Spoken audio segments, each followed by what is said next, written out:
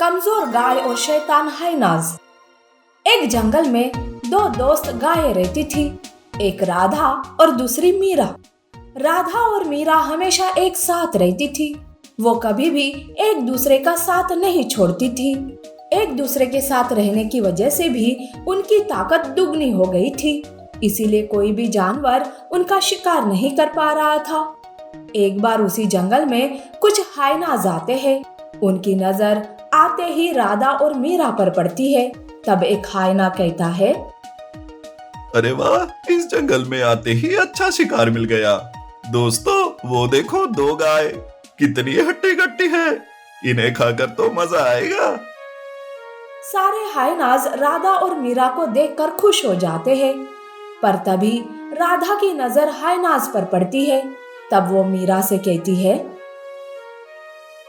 अरे मीरा, वो देखो हाइनाज, लगता है वो हमारा शिकार करने का सोच रहे हैं। अरे आने दो उन सबको, एक एक को बराबर देखते हैं। मार मार कर भगाना दिया तो मेरा नाम मीरा नहीं, और हाँ, मेरा नाम राधा। ऐसा कहकर राधा और मीरा हाइनाज से लड़ने के लिए तैयार हो जाते हैं। हाइनाज उन दोनों को घेर लेते हैं और उन पर हंसने लगते हैं। तब राधा कहती है, हम दोनों को कमजोर समझने की भूल मत करो। तुम्हें हम दोनों के ताकत का अंदाजा नहीं है।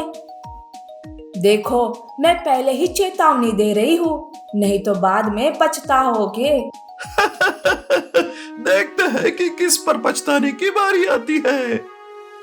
ऐसा कहकर सारे हाइनाज दोनों पर हमला करते हैं, पर राधा और मीरा हाइनाज को मुंह तोड़ जवाब देते हैं, जिस वजह से हाइनाज घायल हो जाते हैं और खुद की जान बचाकर भाग जाते हैं। इस तरह से राधा और मीरा ने एक साथ मिलकर हाइनाज से खुद को बचा लिया। उधर हाइनाज भागते हुए एक जगह पर आ जाते हैं।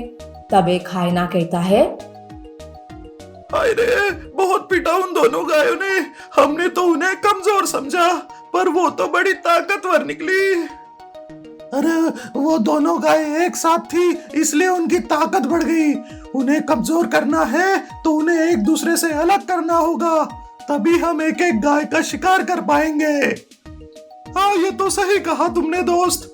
अब उन दोनों को अलग करने के लिए प्लान बनाता हूँ। हाइनाज कुछ दिन आराम करके ठीक हो जाते हैं और राधा और मीरा को अलग करने का प्लान बनाने लगते हैं। एक दिन हाइनाज राधा को अकेला देखकर आपस में बातें करने लगते हैं। तब एक हाइना कहता है, अरे दोस्तों, पता है उस तालाब के पास जो घास का मैदान है ना, वहाँ की घास बड़ी ही अच्छी और हरी भरी है, और यहाँ देखो पूरी घास सूखी है। हाँ, सही कहा तुमने। इस सूखी घास पर पैर भी रखो तो ना चुभ जाती है। पता नहीं बाकी के जानवर कैसे इस सूखी घास को खाते हैं। मैं अगर घास खाने वाला होता तो कब का उस मैदान में चला जाता। ऐसा कहकर वो हाइनाज वहाँ से चले जाते हैं। पर ये बात सुनकर राधा मन ही मन सोचती है, ये हाइनाज जो कह रहे हैं वो सच है क्या? एक बार जाकर आती हूँ, अगर बात सच निकली तो मैं मीरा को भी लेकर वहीं रहने चली जाऊंगी। राधा अकेले उस घास के मैदान में जाने लगती है। राधा को जाते देख हाइनाज बड़े खुश हो जाते हैं कि उनका प्लान कामयाब हो गया। अब वो सारे राधा का चुपके से पीछा करते हैं। राधा जैसे ही उस मैदान में जाती है, तब सारे हाइनाज उसे घेर लेते हैं। तब राधा को सब समझ में आता है और वो कहती है, अच्छा, तो ये सब तुम सबका प्लान था। तुम सबको तो उसी दिन जान से मार देना चाहिए था। पर रुको, मेरी दोस्त मीरा मुझे बचाने जरूर आएगी। तुम अपने दोस्त से बहुत दूर आ गई हो। इस सुनसान जगह पर तुम्हारी आवाज कोई नहीं सुनेगा। राधा पर वो सारे हाइनाज हमला कर देते हैं। राधा उनका हिम्मत से मुकाबला करती है, पर आखिर में वो कमजोर पड़ जाती है और हाइनाज का शिकार बन जाती है। हाइनाज राधा को मारकर खा जाते हैं। वैसे ही हाइनाज मीरा के साथ भी करते हैं और वो उसे भी मारकर खा जाते हैं। तब एक हाइना हंसते हुए कहता है, हम कामयाब हो गए। गाय एक साथ रहते तो हम कभी कामयाब नहीं हो पाते। इसलिए दोस्तों ध्यान रखो, आज से बस डिवाइड और रूल का इस्तेमाल करो। हाइनाज अब इसी तरह से जंगल में तबाही मचाने लगते हैं। इसीलिए कहते हैं कि हमें हमेशा एक साथ रहना चाहिए, क्योंकि एकता में ही ताकत होती है। अनाथ शेर। एक दिन की बात है, जंगल में शिकार की तलाश में पास के जंगल से एक बाघ आता है। शिकार ढूंढते हुए बाघ को शेरनी दिखाई देती है। शेरनी का एक सफेद बच्चा था। कुछ दिनों से शेरनी की तबीयत ठीक नहीं थी, इसीलिए वो कमजोर हो गई थी और वो गुफा के बाहर आराम कर रही थी। तभी बाघ अपनी भूख मिटाने के लिए शेरनी पर हमला करता है और अपनी भूख मिटा लेता है। अरे वाह, शेरनी का शिकार करना तो बहुत ही आसान था, पर आज मजा आ गया अपनी भूख मिटाकर। बाघ वहां से चला जाता है। गुफा के अंदर से ये सब शेरनी का बच्चा सिम्बा देख लेता है। वो शेरनी के पास आकर रोने लगता है। उसकी रोने की आवाज सुनकर वहां गाय आती है। सिम्बा बेटा, तुम ठीक तो हो ना? और बेटा, ये सब किसने किया? अभी अभी एक बाघ यहाँ आया था, उसने ही मेरी माँ को मारा। माँ उठो ना माँ। सिम्बा रोते हुए बाघ के बारे में सब बताता है। तब तक वहाँ सारे जानवर इकट्ठा हो जाते हैं। शेरनी को मरा देखकर सारे उदास हो जाते हैं और सिम्बा के लिए दुखी हो जाते हैं। तब गाय कहती है, अरे ऐसे दुखी होने से कुछ नहीं होगा। चलो पहले उस बाघ को सबक सिखाते हैं। वो अभी भी इसी जंगल में घूम रहा होगा। वो सारे जंगल में उस बाघ को ढूंढते रहते हैं ताकि वो उसे पकड़कर मार सके, पर बाघ तो पहले ही वहां से रफू चक्कर हो चुका था। सिम्बा शेरनी के पास रोते रह जाता है।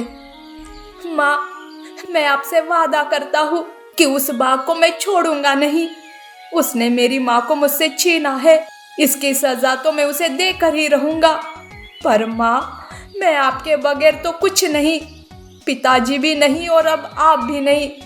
मैं अनाथ हो गया, अब मैं किसके सहारे जीऊंगा माँ?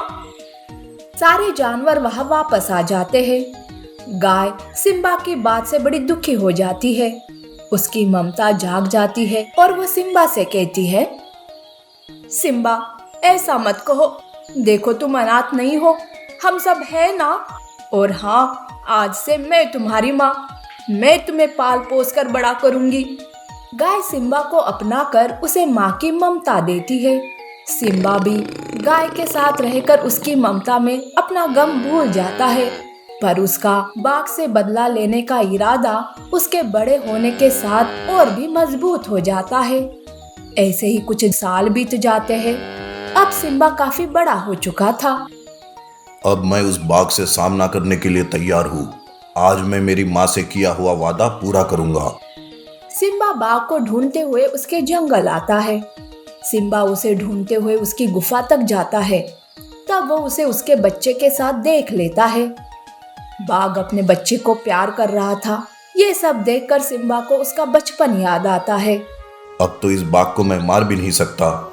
अगर मैंने ऐसा किया तो इसका बच्चा मेरे जैसे ही अनाथ हो जाएगा। फिर मेरे और इस बाघ में कोई अंतर नहीं रहेगा, पर उसे मेरे दर्द का एहसास तो दिलाना होगा। आखिर उसे भी तो पता चले कि अपने को खोने का क्या दर्द होता है। सिम्बा बाघ की गुफा के पास छुपकर बाघ के जाने का इंतजार करते रहता है। थोड़ी देर में बाघ बच्चे को अकेला छोड़कर शिकार के लिए जाता है। बस तभी सिम्बा बाघ के बच्चे को अपने पीठ पर बिठाकर उठा ले जाता है और उसे अपने जंगल ले आता है। शाम को जब बाघ वापस आता है और बच्चे को वहां नहीं पाता तो वो चिंतित हो जाता है। अरे, मेरा बच्चा कहाँ चला गया? कहीं दिखाई क्यों नहीं दे रहा है? उसके साथ कोई अनर्थ तो नहीं हुआ ना? बाघ बहुत डर जाता है और अपने बच्चे को ढूंढने लगता है। पूरा जंगल छान मारने पर भी उसे उसका बच्चा कहीं नहीं दिखाई देता। बाघ अपने बच्चे के लिए रोते रहता है। तभी वहाँ बंदर आता है और कहता है, अरे बाघ, तुम जैसे जालिम के साथ तो ऐसा ही होना चाहिए था, पर अब तेरी हालत भी देखी नहीं जा रही। इसलिए बता रहा हूँ कि तेरे बच्चे को एक सफेद शेर उठा ले गया। बंदर की बात सुनते ही बाघ सफेद शेर के जंगल उसके पास आता है। वो अपने बच्चे के लिए सिम्बा से गुहार लगाता है। तब सिम्बा कहता है, देखा कितना दर्द होता है बाघ जब अपने से कोई अपना बिछड़ जाए तो। कुछ साल पहले तुमने मेरी माँ को मुझसे छीना था, पर मैं इतना बेरहम नहीं हूँ कि एक बाप से उसका बच्चा छीन लूँ। मैं तो बस तुम्हें सबक सिखाना चाहता था। तुम्हारा बच्चा सही सलामत है। सिम्बा बाघ को उसका बच्चा सौंप देता है। बाघ सिम्बा से माफी मांगता है, उसका धन्यवाद करता है और अपने बच्चे को लेकर वहां से चला जाता है। सिम्बा भी जंगल का राजा बनकर जंगल की अच्छे से देखभाल करते हुए खुशी से रहने लगता है।